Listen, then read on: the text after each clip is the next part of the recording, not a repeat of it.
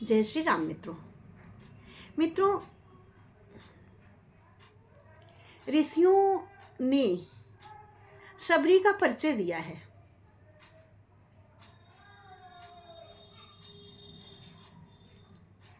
आप बिना जुड़े, इसलिए आप लोगों का हृदय से अभिनंदन करती हूँ। प्रभु उस आश्रम में रुके जहाँ ऋषि मुनि थे। ऋषियों ने प्रभु का सत्कार किया है, अर्चना वंदना की है। प्रभु उठे हैं आश्रम को देखने के लिए। देखा, पास में एक सरोवर है। सरोवर का जल लाल पड़ा है, बिल्कुल रक्तमय हो रहा है सरोवर। प्रभु ने पूछा कि इस सरोवर का जल रक्तमय कैसे है। ऋषियों ने क्या कहानी बताई है, जानते हैं। शबरी जब आश्रम में गई अन्य जगह, तो एक दिन शबरी जल लेने के लिए उन ऋषियों के आश्रम में पहुंच गई। ऋषियों ने कहा, तुम कौन हो, मेरे आश्रम में जल कैसे लेने आई हो। शबरी ने बताया, मैं भीलनी हूँ, यही पास में मतंग ऋषि के आश्रम में रहती हूँ। वहाँ जल गंदा था, इसलिए मैं इस आश्रम में जल लेने आ गई हूँ। सारे ऋषियों को गुस्सा आ गया। उसमें एक ऋषि ने उठाकर शबरी को पत्थर मार दिया। शबरी के सिर से रक्त बहने लगा और उस रक्त की एक बूंद सरोवर में गिर गई, जिसके कारण पूरे सरोवर का जल ही रक्त में हो गया। इतना था प्रभाव पूजा का। राम की वंदना में इतना प्रभाव था, राम की अर्चना में इतना प्रभाव था, क्योंकि शबरी बहुत निर्मल मन वाली है, बहुत परोपकारी है, जीव जंतुओं पर दया करने वाली है।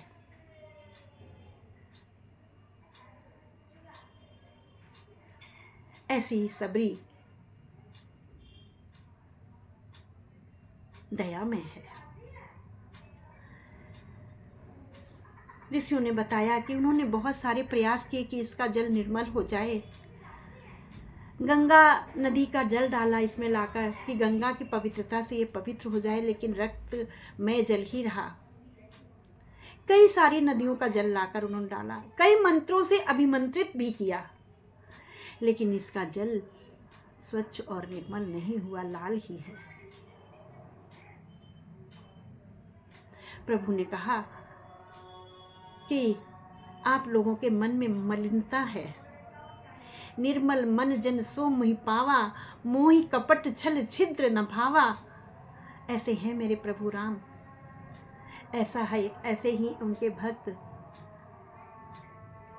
हनुमान जी। तो प्रभु ऐसे हैं। प्रभु कहते, मुझे निर्मल मन के लिए लोग हैं, है ना। जाति पात पूछे नहीं कोई, हरि को भजे सो हरि को होई। कबीरदास जी भी कहते हैं, उन्होंने भी कहा है कि कोई जाति पात नहीं पूछता। ये जाति पात तो नीचे यहाँ बनाई गई है आकर के। जब मुगलों का शासन हुआ तो मुगलों ने ये व्यवस्था बनाई। हमारे यहाँ कोई जाति व्यवस्था नहीं थी, वर्ण व्यवस्था नहीं थी। ये हमारे रामायण बताती है हमें। अगर प्रभु जाति व्यवस्था मानते तो निषाद राज के यहाँ नहीं जाते, केवट के यहाँ खाना नहीं खाते, केवट को स्पर्श नहीं करते, निषाद राज भील को स्पर्श नहीं करते, न ही भीलनी के आश्रम में जाते हैं। ये सब तो अस्पृश्य है ना। आजकल के आधार पर, जाति व्यवस्था के आधार पर, वर्ण व्यवस्था के आधार पर ये सब अस्पृश्य हैं, अछूत हैं। तो मेरे प्रभु फिर क्यों गए हैं? अगर जाति व्यवस्था थी, वर्ण व्यवस्था थी, गए हैं, ये सब माना जाता था, तो प्रभु क्यों गए हैं? इससे यह परिलक्षित होता है, इससे यह ज्ञात होता है कि प्रभु जातिवाद नहीं मानते थे। उन्होंने जातिगत भेदभाव नहीं रखा है। इसलिए प्रभु ने कहा कि इतनी सारी पूजा और तप का कोई फल ही नहीं प्राप्त होगा आप लोगों को जब तक आप लोगों का मन शुद्ध नहीं होगा। प्रभु ने आदेश दिया है, शबरी को लेकर आओ, यह जल शबरी ही स्वच्छ करेगी। शबरी ने आते ही प्रभु की चरण वंदना की। ऋषियों ने कहा, राम आए हैं। शबरी ने चरण वंदना की है। प्रभु ने कहा है, शबरी अपने पैर से इस जल को स्पर्श करो। और शबरी ने उस सरोवर के जल में जैसे ही पैर डाला है, पूरा जल निर्मल हो गया, स्वच्छ हो गया, बिल्कुल पवित्र हो गया जल। इतनी पवित्र है शबरी। किंतु भीलनी जाति की है, तो यहाँ जातिगत कोई दोष नहीं है, यहाँ जाति की कोई बात ही नहीं है। यहाँ पर पवित्र मन की बात है, परोपकार की भावना है उसके अंदर, सेवा की भावना है उसके अंदर। जो जितना सेवा भावना रख रहा है, परोपकार की भावना रख रहा है, मन पवित्र रख रहा है, प्रभु उसके साथ हैं और उसके हाथों से ऐसे ऐसे चमत्कार करा देते हैं कि आप देखते रह जाए। पानी में शबरी के पैर डलवाए हैं और तालाब का जल, सरोवर का जल एकदम निर्मल हो गया।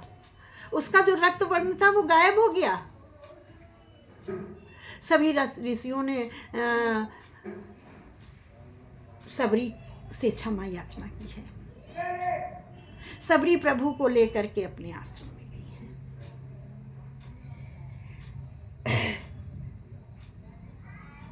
शबरी के आश्रम पर उधारा प्रभु शबरी के आश्रम में की ओर गए हैं।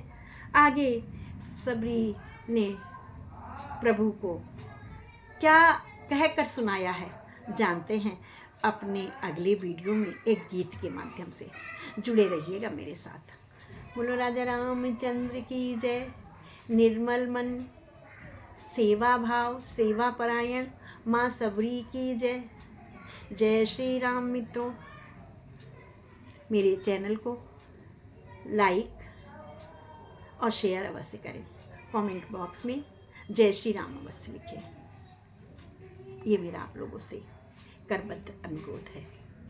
जय श्री राम मित्रों।